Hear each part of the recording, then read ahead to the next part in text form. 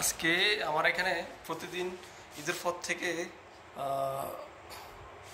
আজও হচ্ছে খাবার। এই যে প্রতিদিন কিন্তু এরকম খেজুরগুলো নিয়ে আসতেছে, এগুলো হচ্ছে কাঁচা খেজুর। এই কাঁচা খেজুর আপনাদের একটু খুলে দেখাই। এই কাঁচা খেজুর খুবই সুন্দর, এগুলো সবগুলো প্যাকেট করা। ঈদের পর থেকে এইখানে আজকে 5 দিন যাবৎ প্রোগ্রাম হচ্ছে। এক একজনে এক এক দিন এখানে খাবার আয়োজন করতেছে। এখানে প্রায় 15 থেকে 20 জন লোক আছে। সবাই এক একদিন পর সবাই খাওয়ার আয়োজন করছে। খাওয়ার জন্য অনেকগুলো মেনু থাকে এখানে, মানে খাওয়ার চেয়ে বেশি অপচয় হয় বেশি আর কি। এখানে আরো অন্যান্য জিনিস আস্তে আস্তে সবগুলো আনবে ওরা, যা কিছু A to Z সব কিছু এখানে আনে। এই হলো অবস্থা। এখানে 5টা খেজুরের আনছে, দেখতে পাচ্ছেন। এখানে বেশিরভাগ ছাগল কিংবা দুম্বা ওইগুলোই খাওয়া হয়।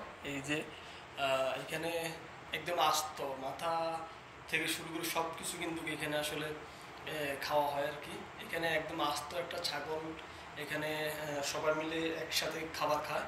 বাকি অংশ যেগুলো থাকে এগুলো আবার বাসার জন্য নিয়ে যায়, বাসার মেহমান থাকে।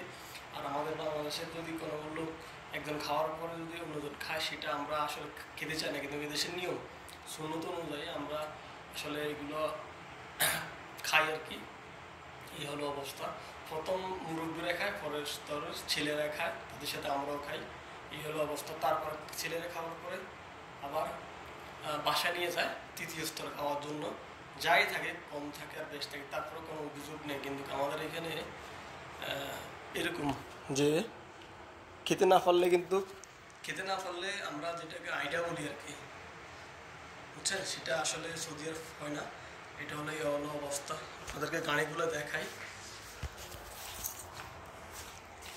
আস্তে আস্তে গাড়িগুলো আসতেছে যে নামাজের আয়োজন করা হয়েছে। এখানে নামাজের আয়োজন করা হয়েছে, গাড়িগুলো আস্তে আস্তে আসতেছে। গাড়িগুলো এখানে আসতেছে। একটু পরে যখন লোকজন আসবে, এখানে অনেকগুলো গাড়ি কিন্তু ব্লক হয়ে যাবে। এখনো এখানে প্রায় 10-15-20টা গাড়ি আসবে। সবাই একটা একটা করে গাড়ি নিয়ে আসে এখানে, একটা করে গাড়ি নিয়ে আসে। এখনো মোটামুটি তেমন কোনো গাড়ি এখানে আসা হয় নাই। নামাজের জন্য সবাই অপেক্ষা করতেছে। তবে একটা জিনিস ভালো লাগে, সবাই একসাথে নামাজ পড়ে, এই জিনিসটা খুবই ভালো লাগে। সৌদি আরব